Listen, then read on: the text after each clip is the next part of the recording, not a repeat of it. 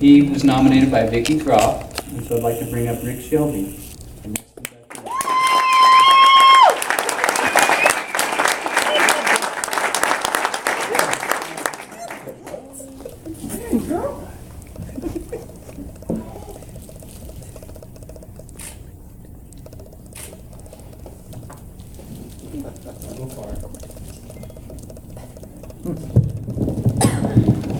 So last year I had the opportunity to meet Rick, and when his brother Abe was selected into the Hall of Fame, and personally I was kind of hoping both of them would get in on the same year, but I know sometimes that's hard to do, and if you don't know, with a 24-member board, and it takes a 2/3 majority for that individual to be inducted, it's a hard deal.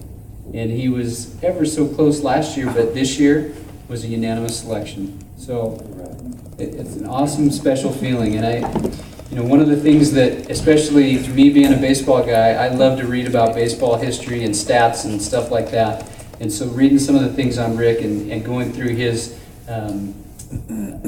newspaper clippings, pretty special. And you as his kids, that's pretty neat. So congratulations. Here's what Vicki Groff wrote of Shelby.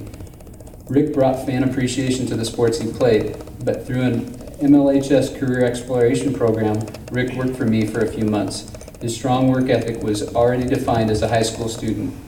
He was thoughtful, humble, considerate, and highly motivated. He's a wonderful example of a Moses Lake High School Hall of Famer. So please help me welcome home Rick Shelby.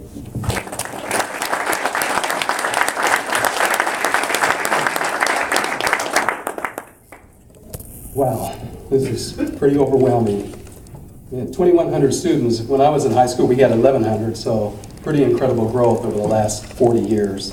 But I want to first start and just introduce my family, my wife Paris, my daughter Lisa, daughter Carmel, my sister Rhonda. She made the trip in from Portland. I really appreciate that, sis. It's real special. And my brother Abe, who was, kind of my role model, if you will. And for any of you that have siblings, you know how it is when you have that older sibling that kind of beats up on you and you always want to be better than them. So thank you, bro, for all the motivation. My pleasure. I also want to acknowledge a couple friends that are here that are real special. First, Tony Burnson. Tony was my catcher during a lot of those victories.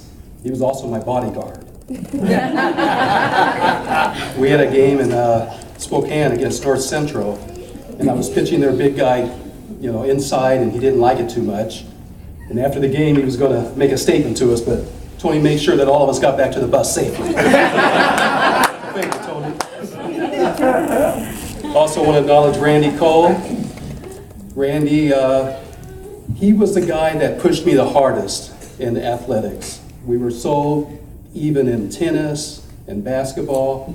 We would go out there on a hot 95-degree day and play tennis on the asphalt. Crazy stuff, but we would have some just really incredible matches, and I appreciate that competitive nature you have there, Randy, so thank you very much. Also, I have my longest friend, Stephen McBee. We were kindergarten classmates, and I actually knew Stephen even before that in church, in Sunday school. And the McBee family has been just, really huge in the Shelby's life. My brother and I used to play 2-on-2 baseball with Steve and his brother. We just make up, baseball games, and his father was a mentor of mine. He coached me in tennis and basketball. So the McBee family goes way back with us, and I just want you to know, Stephen, you're real special to me, so thank you for being here. And also, a couple of the board members, Vicki mentioned that I worked for her for a couple of months, but it was actually a couple years. I can't remember. As part of my curriculum, I had a work experience class at Carnation Potato. And that's when I first found my love for numbers. And 40 years later, I'm still working in that world of numbers in one way or another. But Vicki was my mentor out there at Carnation, and she taught me a lot about office etiquette. We sampled a lot of French fries and tater tots. Quality control, I guess you would call that. But very special. And during my senior year, when the record for the career victories in pitching got within sight, Vicki had mixed emotions because the great late Ron Groff, her husband, the Hall of Famer himself, had that record. But as we got towards the end there, she was all in.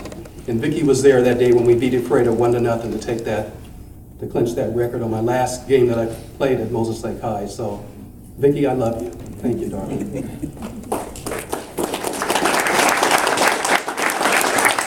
And Coach Anderson, you may not remember this, but I certainly do.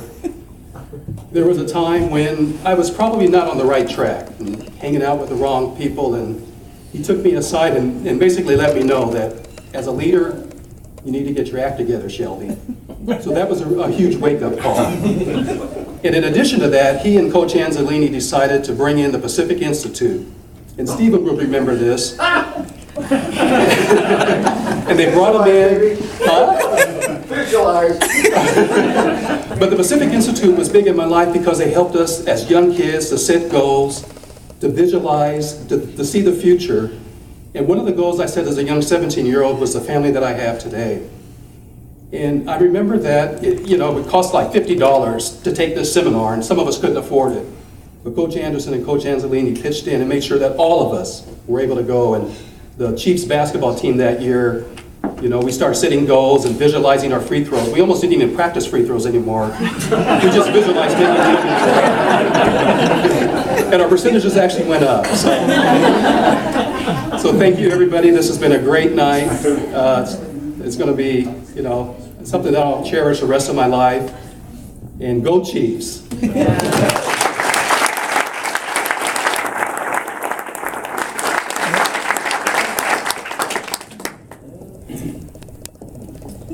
Well, and last but not least,